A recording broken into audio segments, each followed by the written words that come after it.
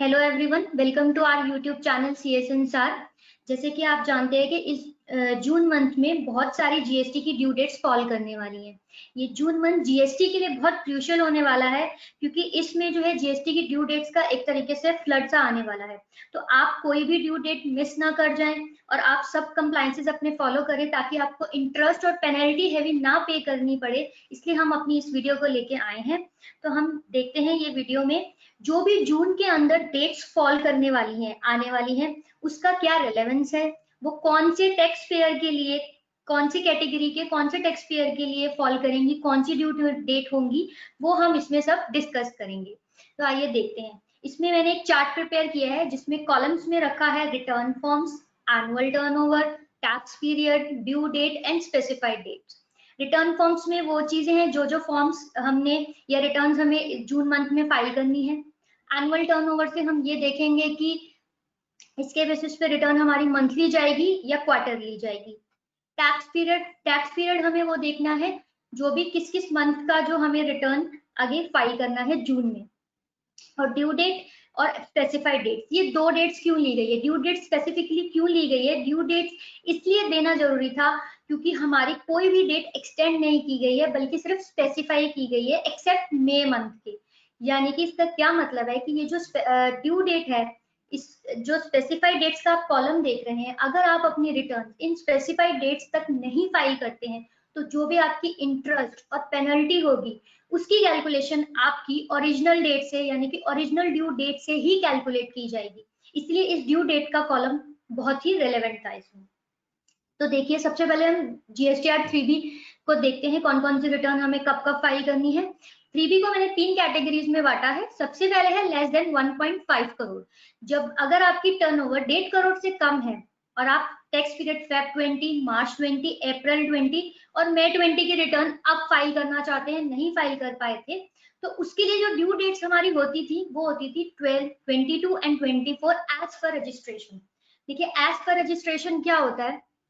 जो आपकी टर्नओवर अगर 5 करोड़ से कम है तो आपका जो अकॉर्डिंगली जो डेट होती है वो स्टेट ऑफ रजिस्ट्रेशन के अकॉर्डिंग होती है, या 22 या 24, जिस भी स्टेट में आपका रजिस्ट्रेशन होता है उसके अकॉर्डिंगली ये डेट प्रिस्क्राइब की गई है। अब हम लेस देन 1.5 करोड़ की बात कर रहे हैं तो ये ऑटोमेटिकली 5 करोड़ से कम हो गया। तो इसमें अगर आप फेब की रिटर्न 30 जून 20 तक फाइल कर देते हैं, मार्च 20 की रिटर्न जुलाई 20 तक फाइल कर देते हैं, अप्रैल की रिटर्न 6 जुलाई 20 तक फाइल कर देते हैं और मई की रिटर्न 12 जुलाई ऑफ 20 तक फाइल कर देते हैं, तो आपको कोई भी इंटरेस्ट और कोई भी पेनल्टी नहीं लगेगी। ये आपके लिए। नेक्स्ट है हमारा, अगर आप 1.5 करोड़ से 5 करोड़ तक की लिमिट में आते हैं, इस केस में फेब 20 के लिए आपकी रिटर्न है 29 जून 20, मार्च 20 के लिए है 29 जून 20, अप्रैल 20 के लिए है 30 जून 20 और मई 20 के लिए है आपकी 12 जून 20। देखिए, ये सारी डेट जो है वो आपकी एक्सटेंडेड स्पेसिफाइड डेट्स हैं। ये भी आपकी ड्यू डेट्स, जो स्पेसिफाइड डेट्स हैं, ये भी ड्यू डेट में ही कंसीडर की जाएंगी। क्यों? क्योंकि अगर आप यहाँ तक अपनी रिटर्न फाइल कर देते हैं तो आपको कोई इंटरेस्ट और कोई पेनल्टी नहीं पे करनी पड़ेगी। अगर आप इन डेट्स के रिस्पेक्टिव में, सॉरी, इन मंथ के रिस्पेक्टिव में ये डिटेल नहीं फाइल करते हैं, अपनी रिटर्न्स नहीं फाइल करते हैं इन डेट्स को, तो आपको हेवी पेनल्टी और इंटरेस्ट फाइल करना पड़ सकता है। देखिए, ये जो दिया है due date 22 and 24 as per registration, इसके बीच में एक बहुत इंपॉर्टेंट पॉइंट है, इसे हम इसमें डिस्कस करते हैं। सपोज कीजिए फेब 20 की आपकी रिटर्न जो थी वो आपको 29 जून तक फाइल करनी है। आपने इस रिटर्न को 29 जून तक फाइल नहीं किया, 38 जून तक फाइल किया और आप फॉल करते हैं 1.5 करोड़ से 5 करोड़ के बीच में, और आप जो है 22 या 24 किसी भी कैटेगरी में फॉल कीजिए, तो जो आपका इंटरेस्ट है, अगर आप 29 जून को फाइल नहीं करते, 30 जून को फाइल करते हैं, तो आपकी जो इंटरेस्ट है और जो पेनल्टी है वो 23 और 25 से ही लगनी शुरू हो जाएगी। यानी फेब की रिटर्न 22 मार्च को आपको करनी थी, तो वो 23 मार्च से आपकी 30 जून तक पूरा इंटरेस्ट और पूरी पेनल्टी आपकी लगेगी। ऐसे ही मार्च के लिए है, सिमिलरली अप्रैल के लिए और मई के लिए। अगर आप अपनी रिटर्न्स को इन स्पेसिफाइड ड्यू डेट्स तक फाइल नहीं करते हैं तो आपको इंटरेस्ट और पेनल्टी ओरिजिनल डेट से ही देनी पड़ेगी। तो इसलिए आप इन डेट्स को बहुत ध्यान रखिए। और इनको लाइटली मत लीजिए, अदरवाइज आपको हेवी पेनल्टी और इंटरेस्ट देना पड़ जाएगा। नेक्स्ट आते हैं हम अपनी मोर देन 5 करोड़ की टर्नओवर पे।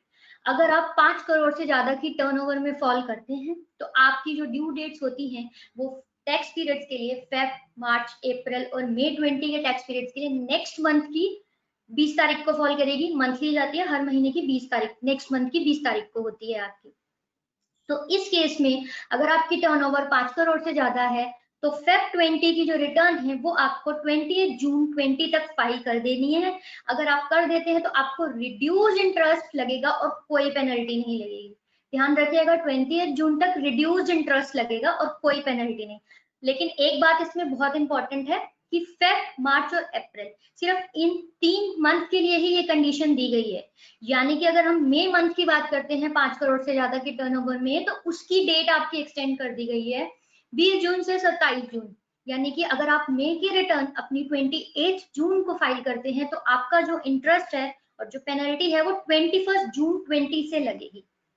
अब हम आते हैं फिर से फेब, मार्च और अप्रैल में।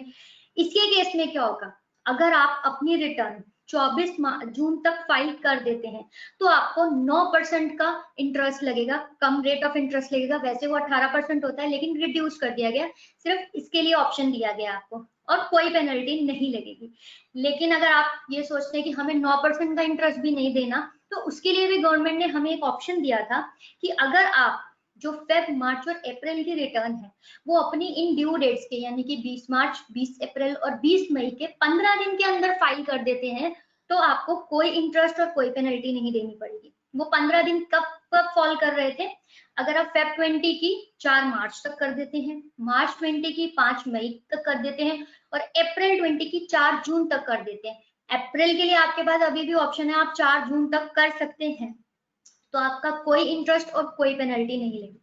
ये ऑप्शन आपको दिया गया था, 15 डेज का रिलैक्सेशन आपको दिया गया था। हाँ, लेकिन अगर आप इस ऑप्शन का बेनिफिट नहीं ले पाए तो अभी भी आपके पास एक लास्ट ऑप्शन बचा है कि आप 24 जून 2020 तक रिड्यूस इंटरेस्ट और नो पेनल्टी के साथ अपनी रिटर्न फाइल कर सकते हैं। लेकिन अगर आप नहीं करते हैं, अगर आपने 24 जून तक ये रिटर्न फाइल नहीं करी, तो आपका ये जो रिड्यूस इंटरेस्ट है, ये जो 9% का इंटरेस्ट है, वो आपका नहीं लगेगा। 24 जून के बाद अगर आप रिटर्न फाइल करते हैं तो आपका पूरा पूरा इंटरेस्ट लगेगा, यानी कि आपका 18% का इंटरेस्ट जो है वो पूरा लगेगा। जैसे कि अगर आपको 9% का इंटरेस्ट फाइल के साथ फाइल करनी है तो वो जो डेट है वो आपकी कैलकुलेट होगी। मानिए फेब 20 की रिटर्न आप 24 जून को फाइल करते हैं तो आपका जो इंटरेस्ट 9% है वो फेब के लिए 5 अप्रैल से कैलकुलेट किया जाएगा। लेकिन अगर आप 24 जून को रिटर्न फाइल नहीं करते हैं, आप रिटर्न फाइल करते हैं 25 जून को, तो आपका जो इंटरेस्ट है वो कैलकुलेट किया जाएगा 21 मार्च से, और वो भी 18% पूरा। तो इसलिए ये बात बहुत ध्यान रखने लायक है कि अगर आपको हेवी इंटरेस्ट और पेनल्टी से बचना है तो आप अपनी इन ड्यू डेट्स पर ही अपनी सारी रिटर्न्स को फाइल कीजिए, अदरवाइज आपको मैक्सिमम इंटरेस्ट और पेनल्टी पे करनी पड़ जाएगी। नेक्स्ट हम आते हैं GSTR1 पे। GSTR1 हमारी दो होती है, एक मंथली एक क्वार्टरली।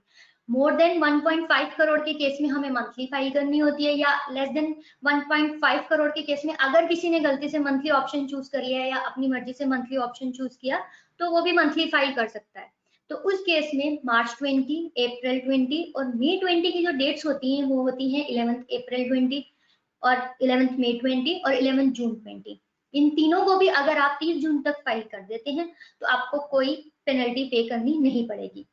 सिमिलरली अगर आप लेस देन 1.5 करोड़ में है तो आपको क्वार्टरली फाइल करनी थी, यानी कि जैन टू मार्च की, जो कि आपको 30 अप्रैल तक फाइल करनी थी, उसे भी अगर आप 30 जून तक फाइल कर देते हैं तो आपको कोई पेनल्टी पे करने की जरूरत नहीं है। यानी कि GSTR1 मंथली और क्वार्टरली जो भी है आपके लिए, दोनों के लिए सेम है कि आप 30 जून तक फाइल कर सकते हो, इसकी डेट एक्सटेंड कर दी गई है।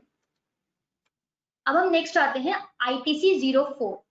ITC 04 क्या होता है, ये जॉब वर्कर्स के लिए होता है। बेसिकली इसमें जॉब वर्कर को इनपुट की डिटेल्स डालनी होती है कि कितना उनका इनपुट जॉब वर्कर में के लिए गया और कितना वापस आया हमारा। तो ये पूरी डिटेल्स उन्हें जैन टू मार्च 20 तक फाइल, जैन टू मार्च 20 की 25 अप्रैल 20 तक फाइल करनी थी, जिसकी ड्यू डेट एक्सटेंड करके 30 जून 20 कर दी गई है। आप वहां तक इसे फाइल कर सकते हैं। नेक्स्ट आता है हमारा जीएसटी रिफंड एप्लीकेशन। इससे रिलेटेड भी बहुत लोग पूछते हैं कि भाई हम जो है अपना रिफंड लॉकडाउन की वजह से एप्लीकेशन फाइल ही नहीं कर पाए थे, और हमारा जो 2 इयर्स का पीरियड होता है वो भी रिलेवेंट डेट से वो भी हमारा एक्सपायर हो रहा था इस पीरियड के दौरान। तो इसमें भी आपको डरने की जरूरत नहीं है। आप जो है 30 जून से पहले अगर जो आपका रिफंड का पीरियड जो है, टैक्स पीरियड जिसका भी 2 साल का टाइम पीरियड इस 20 जून 2020 से 29 जून 2020 के बीच में फॉल कर रहा है, उसके लिए आप जीएसटी रिफंड एप्लीकेशन 30 जून तक फाइल कर सकते हैं, अगर आपका टाइम पीरियड इन डेट्स के बीच में आ रहा है तो। फिर आता है हमारा जीएसटी कैंसिलेशन। अगर आपकी जीएसटी की कैंसिलेशन नोटिस 14 मार्च को या उससे पहले का कोई भी आया है, कैंसिल कर दिया गया, तो उसके लिए रिवोकेशन जो है अब आपको 30 जून तक डेट बढ़ा दी गई, आप 30 जून तक रिवोकेशन इसकी भी फाइल कर सकते हैं। नेक्स्ट है हमारी जीएसटीआर 7 और जीएसटीआर 8। जीएसटीआर 7 और 8 मार्च, अप्रैल और मई मंथ की टैक्स पीरियड की जो भी है हमें 10th of next month file करनी होती है। इन तीनों मंथ्स की जो डेट है वो 30 जून 2020 कर दी गई है, यानी कि टीडीएस और टीसीएस की भी आपकी जो डेट है वो 30 जून 20 कर दी गई है। इसके लिए भी आपको रिलीफ दे दिया गया। तो ये बहुत बड़े रिलीफ थे जो जून मंथ के जीएसटी से रिलेटेड मेजर ड्यू डेट्स थी जो हमने अपनी इस वीडियो में आपके साथ डिस्कस की है। आप अगर हैवी पेनल्टी और इंटरेस्ट नहीं पे करना चाहते हैं तो इन ड्यू डेट्स को ध्यान में रखिए और अपनी रिटर्न्स को इन स्पेसिफाइड ड्यू डेट्स तक फाइल कर दीजिए। अगर हमारी वीडियो अच्छी लगी हो तो इसे लाइक और शेयर कीजिए और हमारे YouTube चैनल सीए संसार को जरूर सब्सक्राइब कीजिए। Thank you very much.